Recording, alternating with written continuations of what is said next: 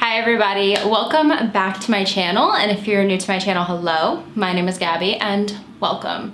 If you've never been here before, have no idea what I do here on my channel, I cover true crime cases, and all of the cases that I cover are a little bit older. They're all basically 20 years or older, so if that's something that you might be interested in, maybe go down below, click that subscribe button, and also make sure to turn on the post notifications to be notified every time that I upload. For the people that are not new here on my channel, I have been gone for about a month now, and I'm not going to give a huge explanation as to why, but there were just a lot of things going on in my personal life, but I'm back.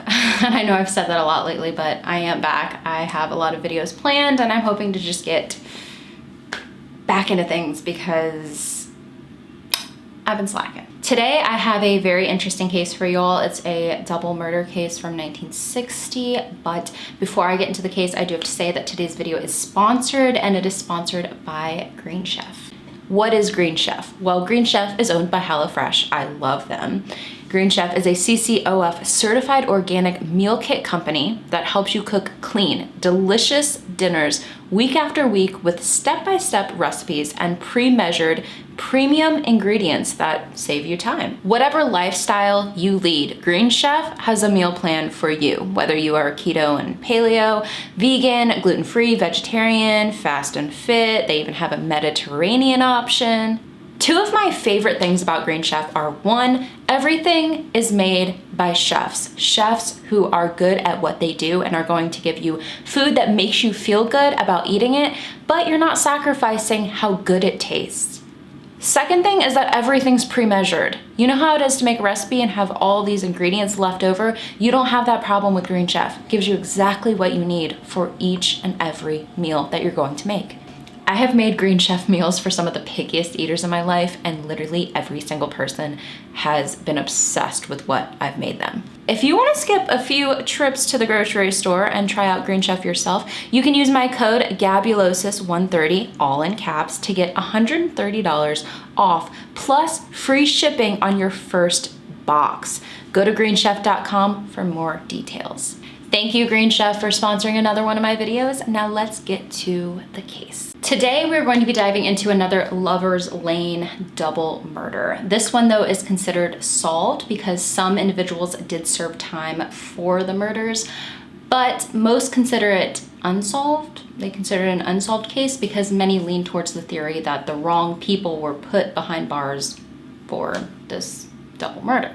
About 2-3 years ago, I had discussed this case in podcast form on my Patreon, but I really wanted to bring it here to my YouTube channel to discuss it, and I wanted to kind of relook into the case and find some more information that I originally didn't come across. This, though, is the murder of Larry Peyton and Beverly Allan. This story kicks off in the year 1960, and I weirdly feel like I've been covering a lot of cases lately from the year 1960, but anyways, this has to do with two college students who were head over heels for each other.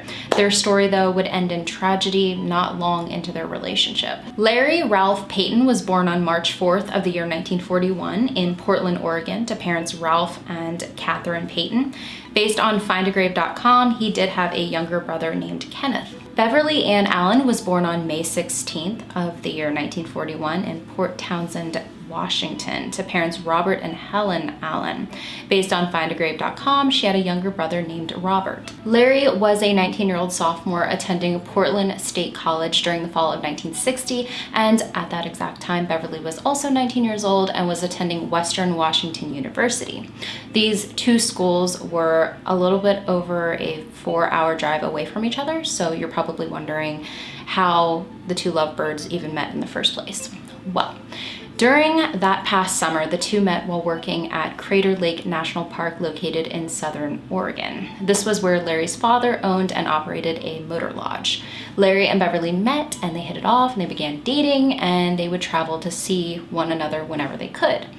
They lived, a little far away from each other, but they wanted to make it work. Of course, when you're living that far away from one another and you're both going to school full time, the main times to see each other would usually be, summer break, Thanksgiving break, Christmas break, and spring break. One of the main times they were going to be spending time together since that summer was Thanksgiving break of that same year that they met, and they were obviously very excited about this. After Beverly spent the actual holiday of Thanksgiving with her family in Port Townsend, she decided to drive down from Washington and spend the holiday weekend with her boyfriend and his family in Portland, Oregon. Thanksgiving was the 24th of that year, and then she was spending the 25th, 26th, and 27th down in Oregon with the Paytons. On Saturday, November 26, 1960, Larry and Beverly ate dinner with Larry's family, and then they decided that they were going to go out that night and do a little shopping at Lloyd Center, which is a shopping mall in Portland. It is said they left the Peyton home that evening at around 9 p.m. Hours were ticking by, and Larry and Beverly still had not arrived home yet. Larry's parents, I wouldn't say were freaking out at this point because, of course, Larry and Beverly, they were both 19, and it was a Saturday night, and they barely saw each other much. They were probably just out, spending some time together. But when it became Sunday and more hours were ticking by, Larry's parents, they knew that something was wrong. Larry and Beverly, they were good kids. They weren't the type to just not come home at all and to leave everyone worrying. They weren't the type to just run off together and tell no one. So that next day, Larry's parents decided to phone the police about the missing teenagers. During a routine police check where officers were looking for stolen cars later that evening on Sunday, November 27th, Larry's car would be located. Larry's Ford coupe was found parked on a dead-end road known as Lover's Lane in Forest Park in Northwest Portland. Larry's body was found inside the vehicle.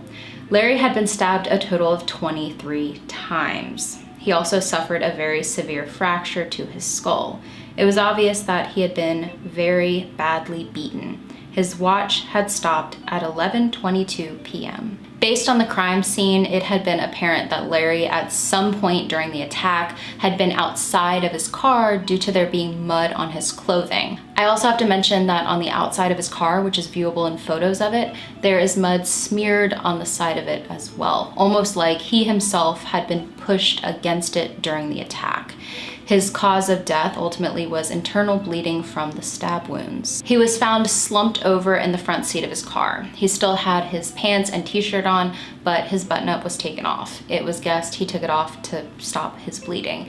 The only way they immediately identified him was because he had his ID in his wallet. There were also a few odd things surrounding the crime scene, and police, although it was 1960 and they didn't know how to handle a crime scene like we do in today's time, they did try to gather as much information as they could. They did end up botching a few things, but we'll get into that later. Now, into the crime scene. On the hood of the car, they would find a knife. This knife wouldn't be the knife, though, said to have killed Larry. There was also Larry's own penknife found outside the car. Obviously, he probably tried to use it to protect himself. A single bullet hole was found going through the windshield, but it was determined that the bullet was shot from inside the car. No gun was found at the scene, though, and blood was found both inside and outside of the vehicle. The car keys, they would be found tossed over into some bushes near the vehicle. A men's black-colored sock would be found near the car. Not Larry's, though, because he had his on, although his shoe did fall off. On the road behind the car, they would also find 1.5 feet of green nylon cord, which, remember, the green cord. The only word to really use to describe this crime scene was chaotic, obviously, other than absolutely devastating. Parts of it just didn't make sense, and there was one thing missing, which was Beverly. Where was Beverly? They searched all around that area and they couldn't locate her anywhere. Belongings of Beverly's were left behind, though. Her bloody coat, her purse, her necklace, the front part of her blood-stained shirt, 5 buttons from her shirt, and a portion of her broken fingernail were all found inside Larry's car, and her glasses with one lens crushed were found beside the car. You might be wondering, was anything left inside of her purse?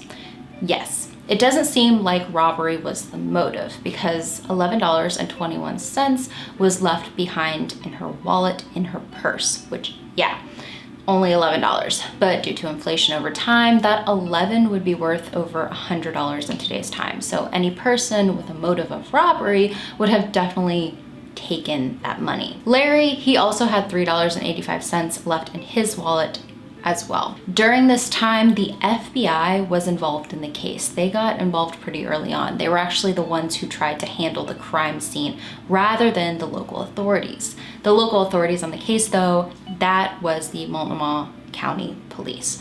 So far, there was a murdered boy and a missing girl. While Larry's family grieved, they also were trying to help in any way that they could to help locate Larry's girlfriend, Beverly.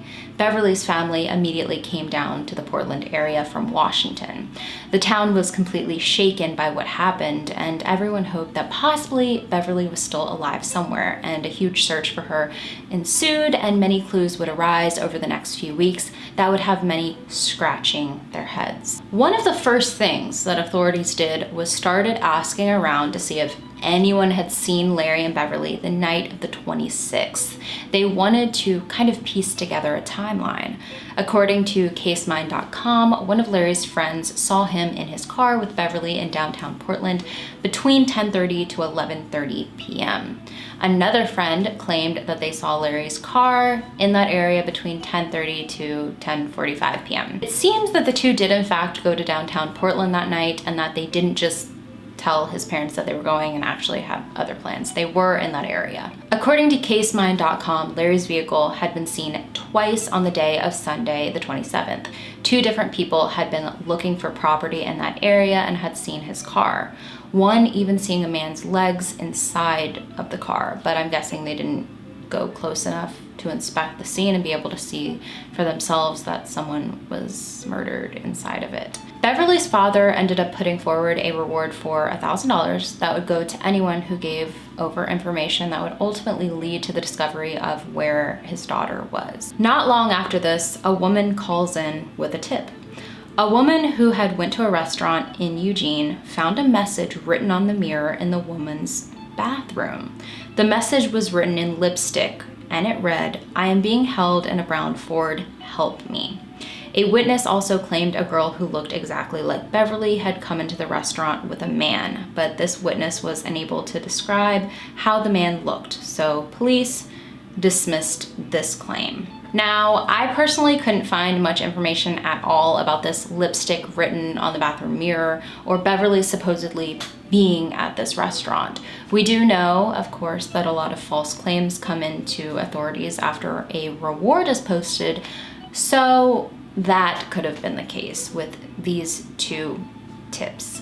During the period of time between when they found Larry and when they would find Beverly, there were hundreds of calls into the department, and pretty much every tip was followed, but none of them really went anywhere, leaving everyone with the question, where is Beverly Allan? Well, about 6 weeks after Larry was found murdered in his vehicle on that Lover's Lane, highwaymen would stumble across the lifeless body of his girlfriend. About 30 miles west of Portland in a ravine along Sunset Highway, Beverly was found partially nude, lying face down in the dirt. The only clothing she had on were her thick, dark gray stockings, her socks, and one shoe. Her other shoe, her sweater, and torn blouse were next to her. Her hands had been bound with none other than green nylon cord, the same exact cord that was found near Larry's car. This green nylon cord was also found stuffed in her stockings. They would also find a plastic sheet near her covered in blood. Her fingernail had been ripped, and the partial fingernail found in Larry's car matched up perfectly. Her cause of death was ultimately strangulation, possibly due to the cord.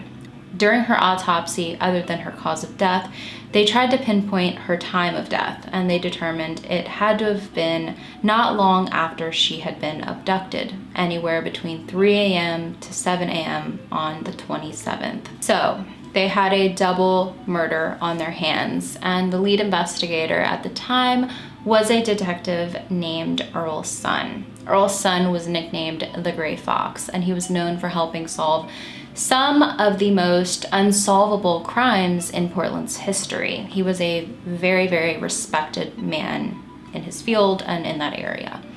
All along, people were really hoping Beverly was still alive somewhere, possibly just maybe being held captive somewhere, but turns out she died not much longer after her boyfriend did, and whoever was responsible was still out there, and authorities did not believe that it was done by just one individual. They believed the double murder was done by at least two people, and they figured that it was two or more men. Where Larry's car was located, there were also two cars parked not far from his, so police decided to go question the owners of those vehicles. The area where his car was found was known as an area where people left stolen cars or just like abandoned their cars in general there. Really weird, but that's what was said about this area, and that explains why police were kind of looking in that area for stolen cars the day that they found Larry's. Now, the first car, it belonged to a Navy sailor who left his car there while he was stationed in Astoria, and the second car was abandoned there prior by a man who claimed it got stuck in the mud there, so he kind of just like left it there and was going to get it later on. Authorities did not believe that either of these men had any connection to the murders. This would turn into a huge investigation, and there were so many people questioned. According to Earl's son, there were over 2,200 people questioned, almost 2,300. Over 450 suspects were looked at, 47 who would be positively cleared. There had also been about $250,000 spent on the investigation. These numbers did go up with the passing of time, and this case would become one of the most talked about, most publicized, and most written about cases in Portland's history. Larry Payton's remains would end up being cremated and given to his family. Beverly Allan's remains would be buried in her hometown of Port Townsend in Laurel Grove Cemetery. They were at rest, but this case, it was far from it. Through the years, more tips and leads would be called into the department in the hopes of finding out what happened to the young couple during the Thanksgiving break in 1960. During a time, though, when Portland was still shaken up over a double homicide, another tragedy occurred. In early June of 1961, one of the most heinous crimes in Oregon history happened, and that was the murder and dismemberment of a 23-year-old Portland mother of two named Joan Caudle. I'm not going to go into too much detail about her case because honestly, I might do an entire video surrounding that case in general, but it's horrific. And when news of it broke, people in the area thought that the person or people responsible for Larry and Beverly's murder had struck again. Joan's murder would eventually be solved in the mid-70s, and that person was not said to have any connection to our case in discussion today. Like I said, there were hundreds of suspects, and obviously I can't go through every single one of those, but there are a few main ones brought up regarding this case. And the first one we're going to be talking about is a serial killer that we've talked about before on my channel, mainly on my video about Lloyd Dwayne Bogle and Patricia Joyce Kalitsky, and that is Edward Wayne Edwards. Edward Wayne Edwards, he has 5 confirmed victims, but it is believed by most that he did kill many, many more, and that a lot of Lover's Lane murders were done by him. Some even thinking that he was possibly the Zodiac killer, which I don't know how much I believe that, but some people believe it. Back to Larry and Beverly's case though. Edward Wayne Edwards, he was suspected as possibly being involved in Larry and Beverly's case. At the time, he was a known fugitive in the Portland area, but authorities ruled him out because he had an alibi and was said to not be in Portland or anywhere close during the night of November 26, 1960. Another suspect was a man named Arnold Blackwell. In 1962, his wife was pulled over by police, and as she was talking to them on the side of the road, she told them that she thought her husband was responsible for the murders of Larry and Beverly, and that they had previously lived at the time close to where Lloyd and Patricia were killed in Montana in 1956. The The couple lived there due to Arnold being stationed there. Arnold's wife stated she believed Arnold was responsible for both Lovers Lane double murders. Which, if you remember, in the case of Lloyd and Patricia, I did a video on their case, Patricia had been taken from the car and found off the side of the road down an embankment and had also been raped. Both cases are quite similar, and it was strange and coincidental that Arnold Blackwell was in the area of the murders of Lloyd and Patricia and in the area of Larry and Beverly when their murders happened. As we know though, from my video, as of recently, a man named Kenneth Gould would be identified through genetic genealogy as the man who murdered Lloyd and Patricia. Arnold, though, he was questioned at the time in 1962, and he was ruled out as a suspect in both murder cases. Like I stated at the very beginning of this video, this case is by law considered solved. So I'm going to get into that right now. In October of the year 1966, almost 6 years after the murders, lead investigator Earl Sun was in contact with a woman who claimed she knew what happened the night of the murders, that she was actually there for part of it. This woman's name was Nikki Essex. Nikki had wrote a letter to authorities claiming she had inside information and also gave them some details surrounding the crime scene that only someone involved could possibly know, such as the fact that a knife was left on the hood of Larry's vehicle. According to Nikki, the two men responsible for the murders of Larry and Beverly were local brothers. Their names were Edward Jorgensen and Carl Jorgensen. Edward was a 36-year-old father of 5 who operated a garage. Carl was a 27-year-old former boxer and a salesman at a shoe store. Nikki stated that everything occurred surrounding a party the night of the murders, and that this party was held in Forest Park, which, if you recall, Forest Park is where they ended up locating Larry and his car. Detectives took this woman's claims very seriously, especially since she knew inside information about the crime scene. Authorities at one point went to go speak directly to the Jorgensen's mother, and her exact words to them were, "You're barking up the wrong tree just because my boys went to a party in the West Hills the night of the murder." The two brothers would later be arrested for the double murder, along with a third man named Robert Gordon Brom, who we'll get into that in a second.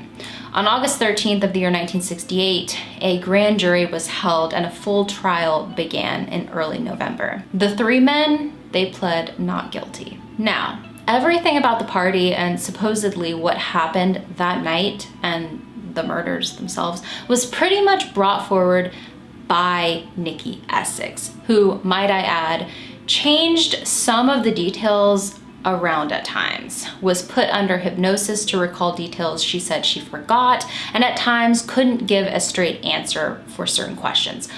But she was their star witness. Let's get into what Nikki said happened the night of November 26, 1960, or at least what she said happened while she was sitting in court, because her story, it did change a little from time to time. She said that during the party, her, Edward Jorgensen, and Robert Gordon Brom left the party to go on a beer run.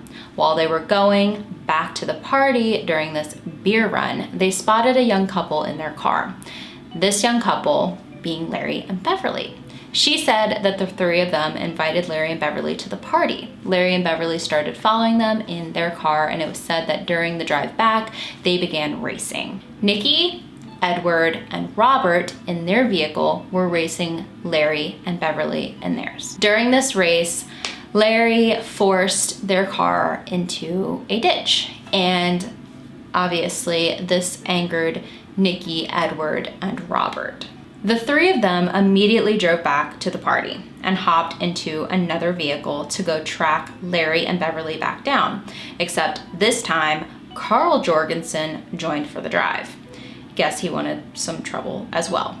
Nikki stated that they located Larry's car and started chasing it down, eventually ending up at a dead end.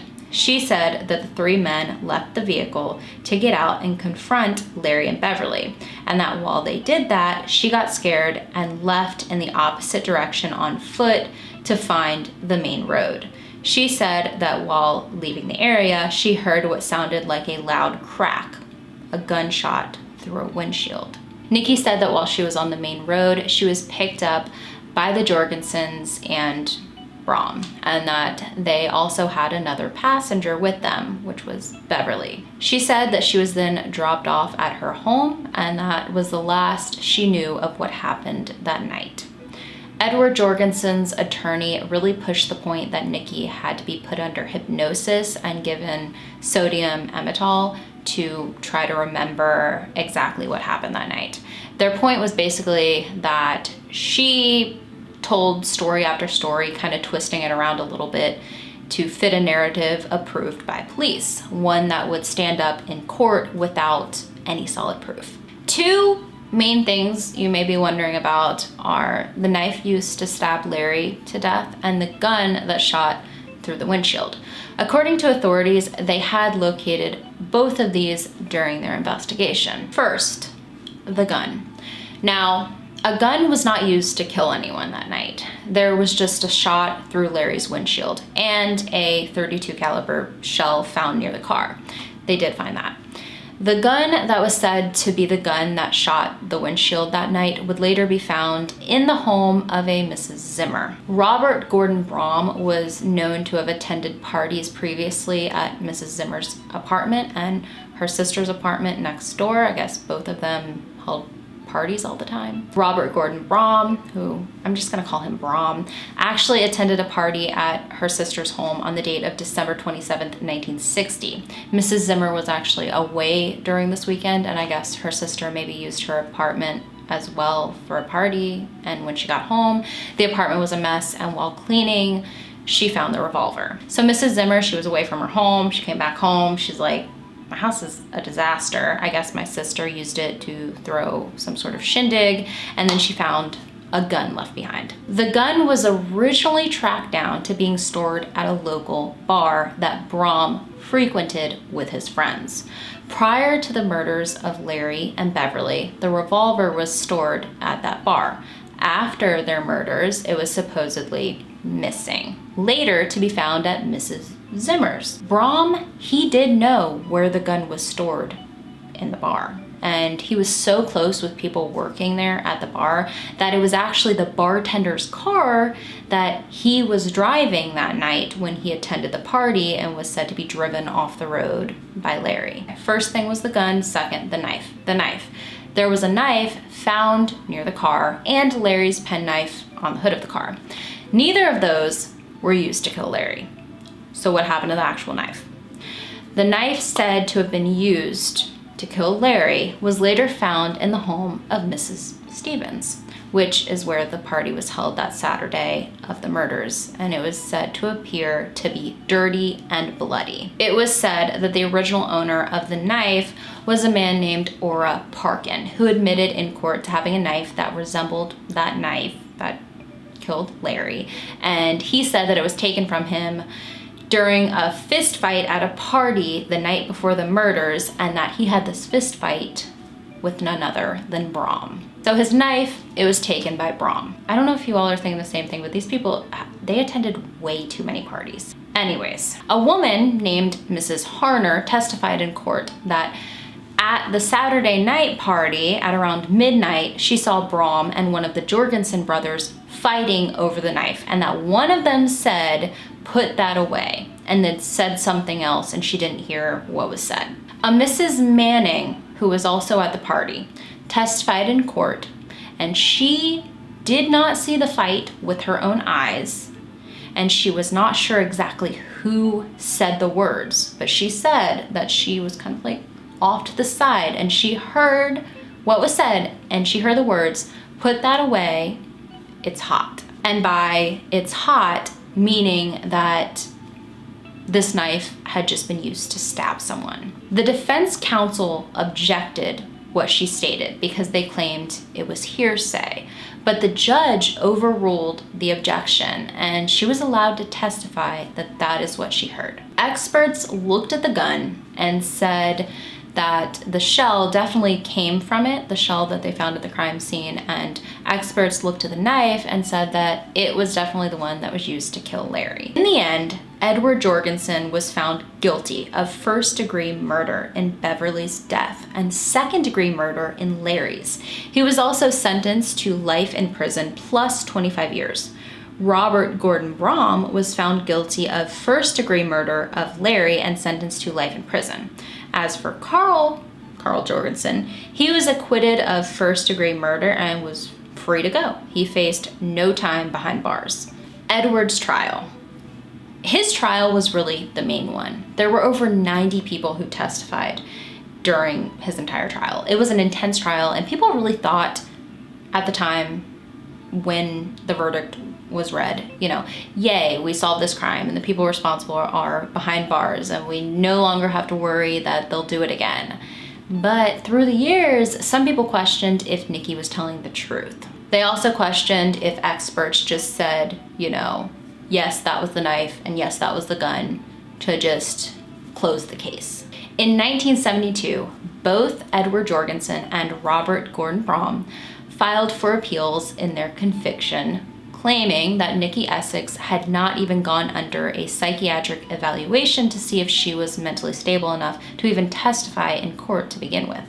They wanted it to be reviewed again, but the Oregon Supreme Court denied their appeal, and during the same year, Brom was denied a bid for parole. 3 years later, in 1975, Brom filed for a second appeal, but this time he claimed that his attorney did not adequately represent him in court. During this time as well, a private investigator working on the case stated that they had a witness come forward and that this witness stated that they saw Beverly Allan being held by a local gang at a party, another party, on December 28th of 1960, which that couldn't have been her because due to the autopsy, they stated she was killed not long after Larry was killed. Also, if she had been kept alive another month, her nail, when found, wouldn't have looked like it was just freshly broken. So it definitely wasn't her. Edward Jorgensen and Robert Gordon Brom. These two men, believed to have committed this horrible and ruthless murder, they would be released so soon for what their crime was said to be. Edward was paroled after only 3 years in prison, and Robert was paroled after 7. I like my videos to be as unbiased as possible. It's hard sometimes, but this was a high-profile, insanely publicized, gut-wrenching crime, and the supposed perpetrators are just let out in less than 10 years, which is what has so many people confused even today, all these years later. The year though now, it's 2022. As much as I hate saying that, it's 2022. And we have things that we didn't have back then, like DNA testing and genetic genealogy using DNA samples. You might be thinking, can't we just do that? Well, like every other case I have covered recently from 1960, the crime scene was not handled properly. Don't get me wrong.